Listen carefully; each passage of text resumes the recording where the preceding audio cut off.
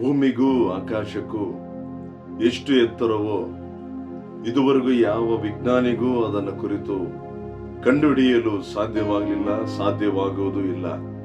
ಏಕಂತ ಹೇಳಿದ್ರೆ ಭೂಮಿಯ ಆಳ ಎಷ್ಟು, ಆಕಾಶ ಎಷ್ಟು ಎತ್ತರ ಇದೆ, ಅದು ಸೃಷ್ಟಿಕರ್ತನಿಗೆ ಮಾತ್ರವೇ ಅದರ ವಿವರಗಳು ಎಷ್ಟೆಂಬುದಾಗಿ ಅದು ಸ್ಪಷ್ಟವಾಗಿ ದೇವರಿಗೆ ಗೊತ್ತು. ಯೇಸು ಕ್ರಿಸ್ತನು ಇಲ್ಲಿ ನಮ್ಗೆ ಹೇಳುವಂತ ಒಂದು ವಾಗ್ದಾನ ವಚನವನ್ನ ನಾವು ನೋಡುವುದೇ ಆದರೆ ಕೀರ್ತನೆಗಳು 103:11 ವಾಕ್ಯ, ಭೂಮಿಯ ಮೇಲೆ ಆಕಾಶವು ಎಷ್ಟು ಉನ್ನತವೋ ಆತನಲ್ಲಿ ಭಯಭಕ್ತಿ ಉಳ್ಳವರ ಮೇಲೆ ಆತನ ಕೃಪೆಯು ಅಷ್ಟು ಅಪಾರವಾಗಿದೆ. ನೋಡಿ, ದೇವರು ಇವತ್ತು ಹೇಳುವಂತ ಒಂದು ಅದ್ಭುತವಾದ ಒಂದು ಮಾತು, ಭೂಮಿಗೂ ಆಕಾಶಕ್ಕೂ ಎಷ್ಟು ಎತ್ತರವಾಗಿದೆಯೋ ಅಷ್ಟು ಕೃಪೆಯನ್ನ ನನಗೆ ಭಯಭಕ್ತಿ ಉಳ್ಳವರ ಮೇಲೆ ನಾನು ಕೊಡುತ್ತೇನೆಂಬುದಾಗಿ ದೇವರ ವಾಕ್ಯ ಹೇಳುತ್ತಾ ಇದೆ. ನನಗೆ ಕೃಪೆ ಇಷ್ಟು ಬೇಕು, ನನಗೆ ಇಷ್ಟು ಕೃಪೆ ಇದ್ರೆ ಸಾಕು, ನಾನು ಅದನ್ನ ಜಯಿಸಬಲ್ಲೆ, ನನಗೆ ಈ ವಿಷಯದಲ್ಲಿ ಇಷ್ಟು ಕೃಪೆ ಇದ್ರೆ ಸಾಕು, ನಾನಿದನ್ನ ಜಯಿಸಬಲ್ಲೆ ಎಂಬುದಾಗಿ ನಾವು ಅಲ್ಪವಾಗಿ ಅಂದುಕೊಂಡಿರ್ತೀವಿ. ಆದರೆ ದೇವರ ವಾಕ್ಯ ಹೇಳ್ತಾ ಇದೆ, ಇಲ್ಲ ಇಲ್ಲ, ನನ್ನ ಕೃಪೆ ಅದು ಅಲ್ಪ ಸ್ವಲ್ಪವಾದ ಕೃಪೆ ಅಲ್ಲ. ಯೇಸು ಕ್ರಿಸ್ತನು ಹೇಳ್ತಾ ಇದ್ದಾನೆ, ನನಗೆ ಭಯಭಕ್ತಿ ಉಳ್ಳವರ ಮೇಲೆ, ಯಾರೆಲ್ಲ ನನಗೆ ಭಯಭಕ್ತಿಯಾಗಿರ್ತಾರೋ, ಕೆಲವರು ಭಯವನ್ನು ಮಾತ್ರ ತೋರಿಸ್ತಾರ, ಭಕ್ತಿ ಇರೋದಿಲ್ಲ. ಇನ್ನು ಕೆಲವರಲ್ಲಿ ಭಕ್ತಿ ಇರುತ್ತೆ, ಭಯ ಇರೋದಿಲ್ಲ. ದೇವ್ರ ವಾಕ್ಯ ಹೇಳ್ತಾ ಇದೆ, ಭಯ ಇರಬೇಕು, ಭಕ್ತಿ ಇರಬೇಕು.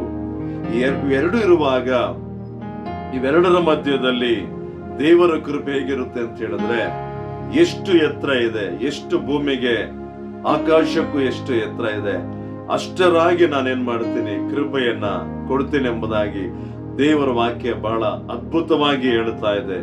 ಆದುದರಿಂದ ಪ್ರಿಯ ದೇವರ ಮಕ್ಕಳೇ, ಕೃಪೆಯನ್ನ ಅಪೇಕ್ಷಿಸುವಂತ ದೇವರ ಸೇವಕರುಗಳೇ, ಇಲ್ಲಿ ವಾಕ್ಯವು ನಮಗೆ ಹೇಳುವಂಥದ್ದು, ನಮಗೆ ಅಪಾರವಾದ ಕೃಪೆ, ಅದು ಅಳತೆ ಇಲ್ಲದಂತ ಕೃಪೆ, ಅದು ಅತಿಶಯವಾದಂತ ಕೃಪೆ.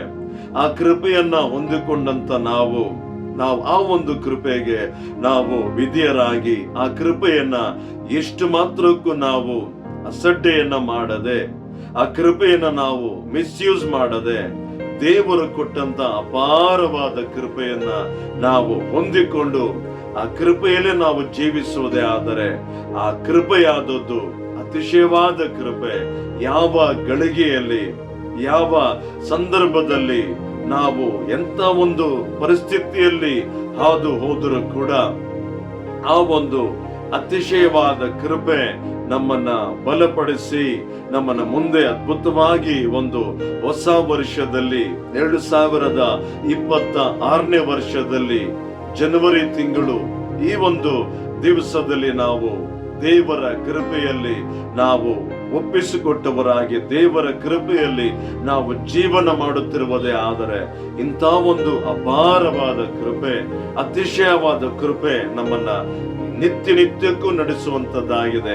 ದೇವ ಜನರೇ, ಕೃಪೆಯನ್ನ ನೀವು ಬೇಡಿಕೊಳ್ಳುತ್ತಾ, ಕೃಪೆಯನ್ನ ಬಯಸುತ್ತಾ, ಇವು ನನಗೆ ಕೃಪೆ ಇಲ್ಲವಲ್ಲ ಎಂಬುದಾಗಿ, ಅವರಿಗೆ ಕೊಟ್ಟಂತ ಕೃಪೆ ನನಗಿಲ್ಲವಲ್ಲ ಎಂಬುದಾಗಿ ಅಂದುಕೊಳ್ಳುವುದೇ ಆದರೆ ಅದು ಬಹಳ ಒಂದು ವೇದನೆಯಾಗಿರುವಂತ ಕಾರ್ಯ. ಇಲ್ಲಿ ವಾಕ್ಯವನ್ನ ನಾವು ಇದೀಗ ತಾನೇ ಕೀರ್ತನೆಗಳು 103:11 ವಾಕ್ಯದ ಪ್ರಕಾರ ನಾವು ಜೀವಿಸುವುದಾದರೆ, ಭಯವನ್ನು ಭಕ್ತಿಯನ್ನ ನಾವು ದೇವರಿಗೆ ತೋರಿಸಿ ಜೀವಿಸುವುದಾದರೆ, ದೇವರು ಹೇಳುತ್ತಾ ಇರುವಂತದ್ದು, ಎಷ್ಟು ಎತ್ತರ, ಎಷ್ಟು ಆಳ ಇದೆಯೋ ಖಂಡಿತವಾಗಿ ನಾನು ಅಂತ ಒಂದು ಕೃಪೆಯನ್ನ ನಿನ್ನನ್ನ ನಾನು ಆ ಒಂದು ಕೃಪೆಯನ್ನು ಕೊಟ್ಟು ನಡೆಸುತ್ತೇನೆಂಬುದಾಗಿ ದೇವರು ಕೊಟ್ಟಂತ ವಾಗ್ದಾನವನ್ನ ನಂಬಿ ನಾವು ಆ ಒಂದು ಅತಿಶಯವಾದ ಕೃಪೆಯಲ್ಲಿ ಜೀವಿಸೋಣ. ಕರ್ತನು ನಿಮ್ಮನ್ನ ಕೃಪೆಯೊಂದಿಗೆ ಈ ವರ್ಷವೆಲ್ಲ ಅದ್ಭುತವಾಗಿ ನಡೆಸಲಿ. ಯೇಸು ಕ್ರಿಸ್ತನಿಗೆ ಮಹಿಮೆ.